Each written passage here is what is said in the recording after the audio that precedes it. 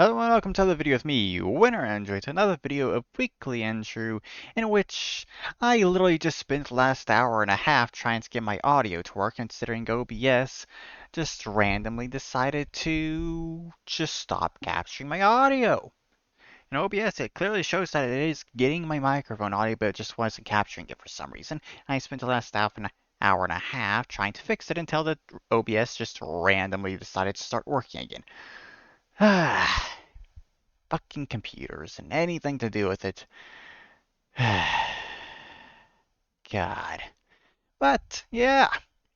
Still, don't really have much anime to talk about. I'm seriously kind of just thinking that this is probably due to the fact that I'm kind of just bored now.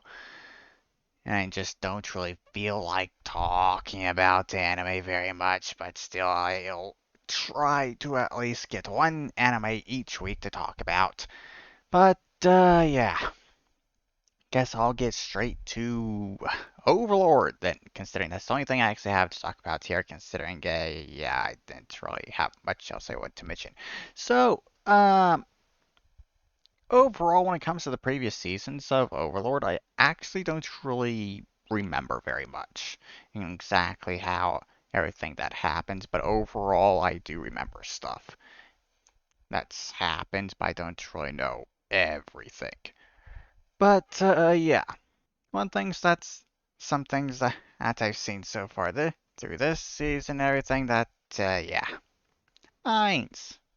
I think I can say that he's not really the smartest, that's for sure, considering just episode 6 here. Yeah. He apparently can't put two and two together, and the fact that two of his Death Knights are killed at the same time, and then later sees that the bridge was destroyed. Yeah, Heinz. Hello, I'm pretty sure that's pretty obvious that this is how the two Death Knights died. It's not some super strong other player. Yeah, I don't really understand that, to be honest. Why is he so obsessed with that there when it's very clear what happened actually happens there? No idea.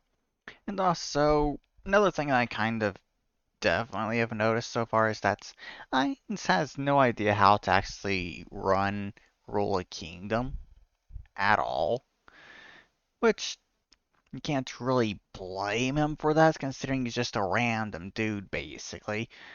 But still, he didn't even know what a vassal was.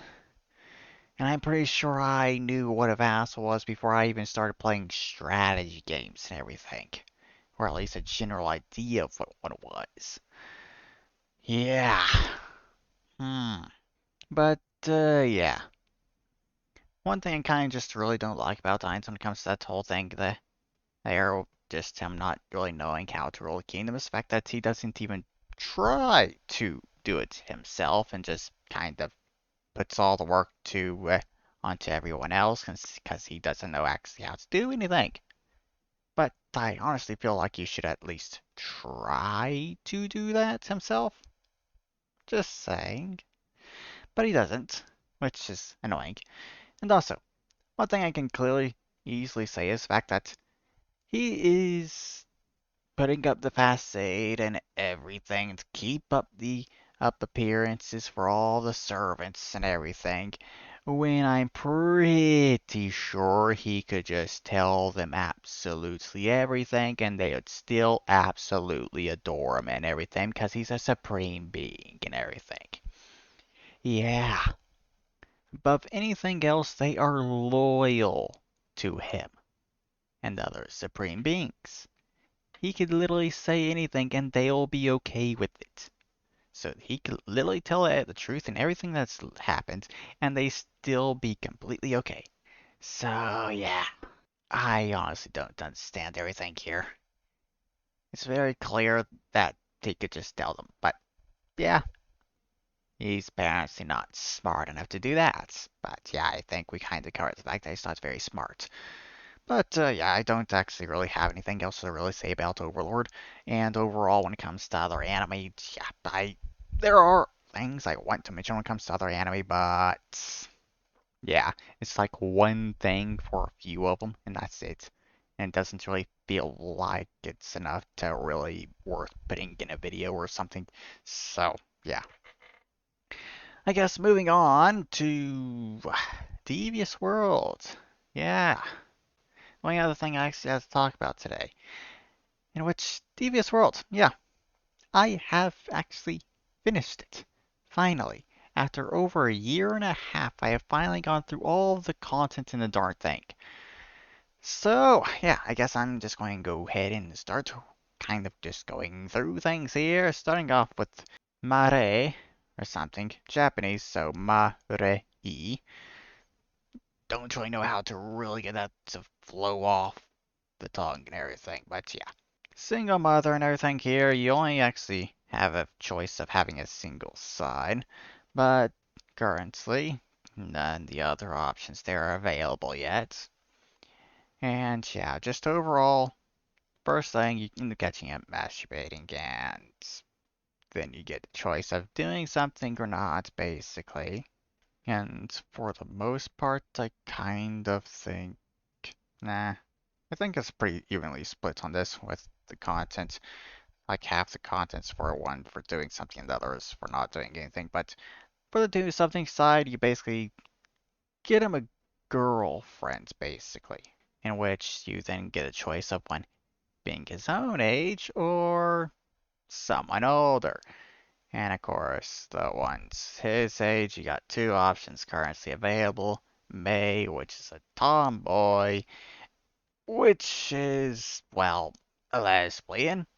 A lesbian. And more specifically, she's attracted to you. So things could possibly work out, I guess, but not exactly that great, I guess. I'm not exactly sure. And then the other girl is Hinako, which is just extremely shy, and there's a few ways there that she can get them together. And pretty sure Hinako has more path has more content than May. I'm not exactly sure. Maybe it's around the same. Don't really remember exactly. But when it comes to both those options, you kind of have the option of going to them directly or going to their mother to try and get them together and everything. So that's everything for the girls his own age, and then the ones that are older, well, the only ones that are actually available is your sister and yourself. Yeah, I don't think I really need to say anything more than that. So that's basically everything that's available for if you do something about your son, kid, masturbating. So the other path for not doing anything and ignoring it is, well, Ken ends up getting Fapulenza. Yeah. Uh, at that point, you can kind of basically just decide if you're going to actually help him get through all this and everything with the sickness. And if you don't help him, you basically end up just trying to find ways to relieve yourself. Which there is quite a bit there, to be honest, where most of that content is, kind of, I think. And then if you do, well, and if you do help him through the sickness and everything, well, I think the name of the sickness kind of gives things away and makes it very obvious what kind of things will be happening if you do help him. So, yeah. And there is a bit going on that there, though no deviating choices or anything at all. It's just a single path that's currently available that just ends eventually. But yeah, that's everything for Mare, however you really pronounce that. Yeah. So yeah, that's the final adult character in the game, and then the final character that I have yet to cover is Irene, which is a scientist that basically just finished working a contract and now looking to figure out what to do next, basically. In which you got choices there on what you can do. And the first one is going to your father's private lab, in which you get to choose what project to work on, which there's only one currently available, and that goes straight to ending. No extra choices currently available on that path. So yeah, that's basically the entirety of it. And to be honest, it's a single path going to that one ending, because no other branching options are available yet there. Now, when it comes to everything besides your father's private lab and all the other places that you go to, all of them basically just get to the point where you can choose a project to work on with an exception to Green Dawn, which does not get to that point. And then so yeah, all the other options only get to the point where you can actually choose what project to work on, except for Green Dawn. And then also, another thing is that the very first choice on every single one of them, except for Thunderstrike, has a choice that basically determines if you make one of the others your enemy or not. So, yeah, and none of them actually have that path really written yet for if you actually make them your enemy, so, yeah. If anything, there's two of them that have the initial thing for after choosing that option, but otherwise, yeah, nothing there. And, well, I only have like two things left to really mention, I guess, kind of, is that Thunderstrike, one of those projects that's actually there, is named Raiden. I wonder what that could possibly be. What it would lead to. Hmm. Totally not anything to do with Metal Gear Rising Revengeance or anything like that. Totally not some kind of parody of that game. But yeah, besides that, there is also that and all those other contracts that you get basically. There is the vacation option, which literally actually has nothing there, just the initial text and everything, which basically goes to the next option where you decide what to do when it comes to your father's private lab, considering you kind of have to do something there. Either, I'm pretty sure one of the options is basically just sell it off or promote your father's lab assistant to make him in charge. So yeah, that's basically everything available there for Irene.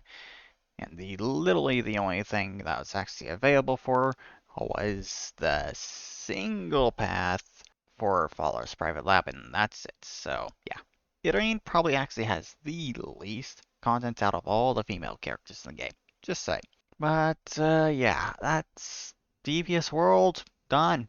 I have nothing left to go over it, and it's now, which is honestly very nice considering the fact I did spend an entire year and a half trying to go through this. Though I'm pretty sure at least half of that, maybe an entire year of that, was just me kind of unintentionally taking breaks from it. Considering I kind of got a bit tired of reading it all. But, yeah.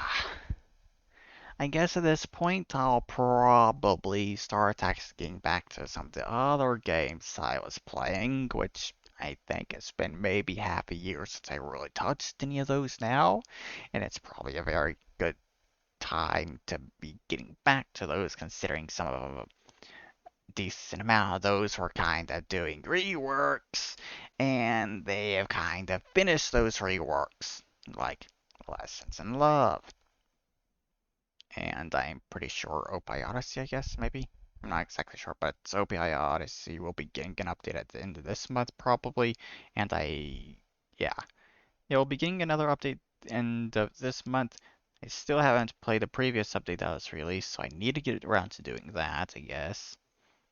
Um, Pretty sure there's other games that have been updated I still need to get around to. So yeah, I got some catching up to do when it comes to all that stuff, but Devious World is out of the way. Got that done.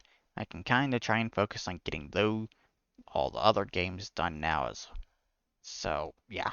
hopefully I can start making some actual progress and getting caught up on all that stuff now. So, yeah, Devious World. The only thing I'm doing with it now at this point is just covering anything that's added in the updates, considering, yeah, there is devious mundanity for me to do as well, but I don't think I'm going to be touching that thing for quite a while, considering how long it took to get through Devious World.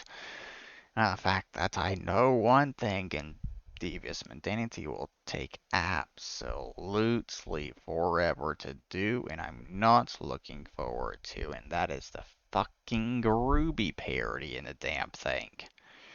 'Cause, yeah, I spent an hour just skimming through it as fast as possible before I gave up on trying to find the end of it. 'Cause that's just how fucking long it is.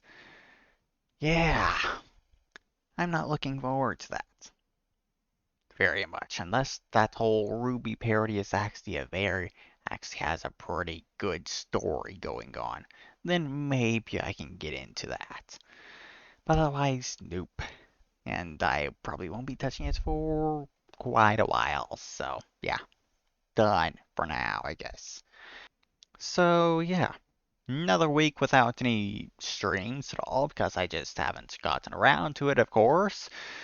Seriously, I do really want to fucking finish Ni no Kuni, considering I don't want to be streaming with that thing in the background grinding away.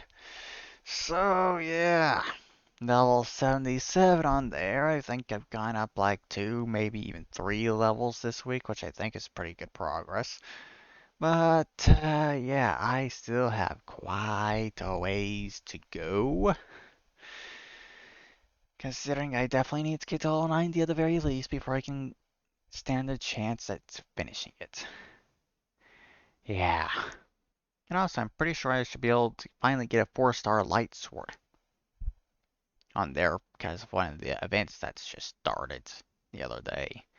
So yeah, I'll finally be able to get a 4-star light sword after over like 2 months of playing the game. 2.5 months maybe even.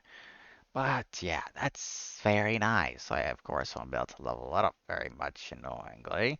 But thankfully a decent amount of the monsters in Winter Wonderland and the Glittering Grotto are light type. So yeah, I should be able to farm the stuff to level them up quite easily. So yeah, don't really have anything else to really mention here, I think. So actually I do have one other thing, I guess, considering yeah, I will be watching Guru Se Yatsura and trying to binge watch that thing.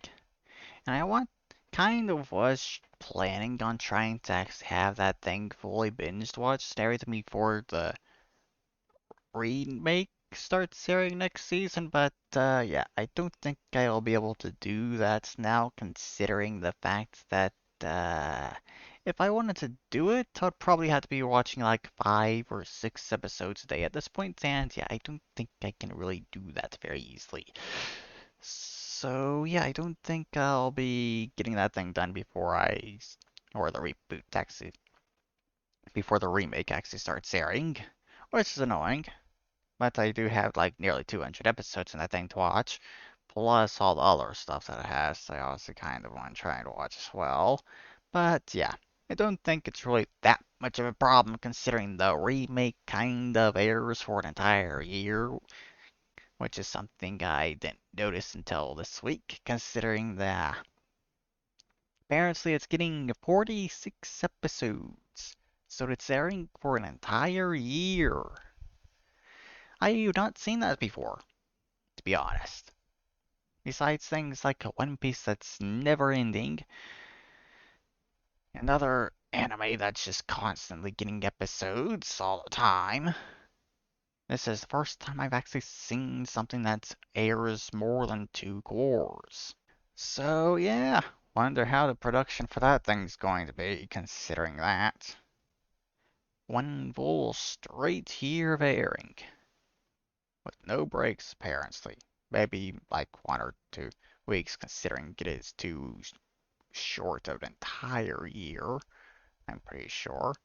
But yeah, at this point, yeah, I don't actually have anything else to mention now. So yeah, there is the end of this video. I hope you all have a wonderful weekend, and I'll see you all in the next video. Bye bye.